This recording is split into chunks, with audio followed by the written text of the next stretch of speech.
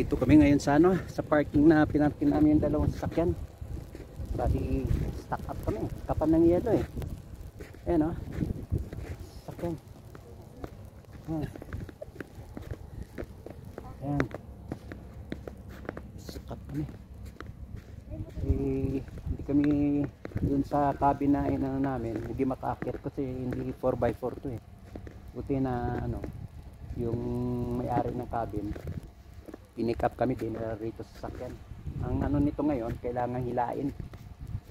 Mga kapalang yelo eh. Yan. Kanina umaraw, ngayon biglang ulan. Biglang umulan na snow. Stakat kami. Ayan. Sasakyan. Ayan, lamig na.